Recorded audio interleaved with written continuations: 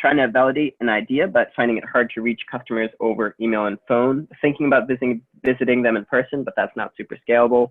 The market is small business owners in a niche segment, and he wants to know if you have any tips.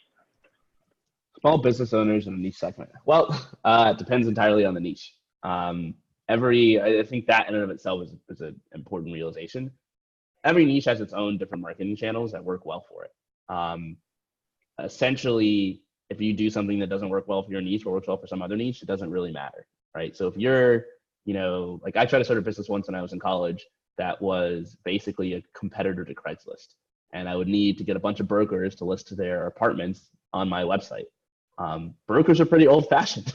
They don't really browse the internet. They're not on Hacker News. They don't do a lot of Google searches. Like what I ended up doing was walking around Boston on foot, talking to brokers by knocking on their door and going to their offices where they were super comfortable, and then bringing out my laptop and showing them. And so like, I don't think that's actually always a bad idea. It really depends on your niche. Patrick McKenzie, sometimes better known as Patio 11, did the same thing. He had a business called Appointment Reminder. He needed to basically sell this to people who made appointments, professionals. So that was doctors, lawyers, dentists, also an old-fashioned group of people. He tried lots of things. The thing that worked best was him literally going door to door and talking to them and showing them what he was working on. So yeah, I wouldn't count that out, but it really depends on your niche. Like if you're dealing with software engineers, like software engineers are super tech savvy. We don't necessarily have offices that you can knock on our doors. If we're your niche, then your niche, like you should probably be targeting us on like SEO, because we do a lot of Google searches because we're very familiar with that kind of stuff. If you're targeting small business owners, it really depends like what kind of small business owners they are. But like I would try to figure out like where they congregate, like where do those small business owners go to talk to each other, and like how do they basically find out about new things? They're probably using some sort of tools or businesses or websites or something that's common between them. Like how do they adopt those things? And so if I were you, I would just do some learning. If you're having trouble growing, it probably just means you don't understand the distribution channels that your target market favors. So just like talk to them however you can.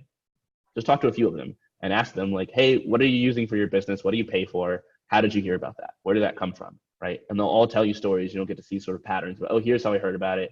And it might be something like word of mouth. Every year at the so-and-so convention, we all get together and then that's where we talk to each other about what's going on, right? Or it might be some other mechanism. Maybe they all listen to this particular radio show or this type of podcast, or they read this type of book. Maybe they only get their information from the Journal of Medical Science, and that's how they decide they're going to use.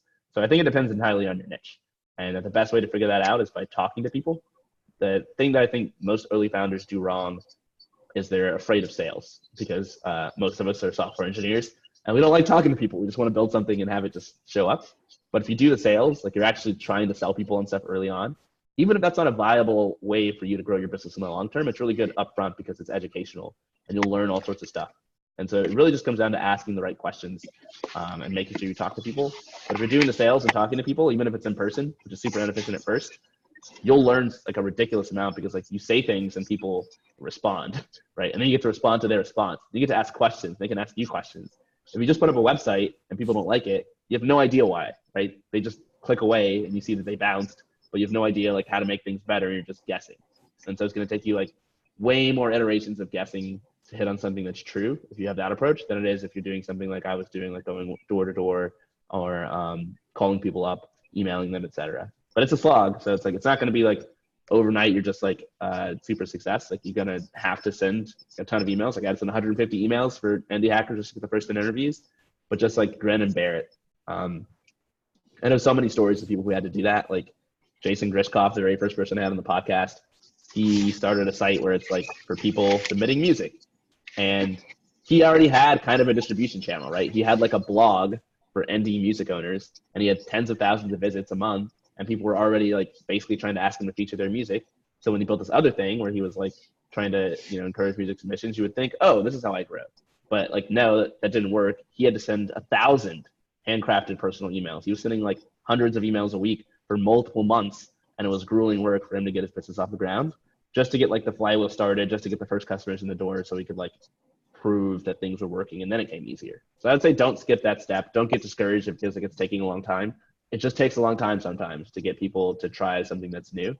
But make sure you're talking to them in like a high fidelity way where you're getting feedback, and you'll learn a lot and keep pushing, and you'll probably get somewhere. Either that or you'll figure out that your product is like crappy, right? You'll figure out one of those two things. That's better than nothing.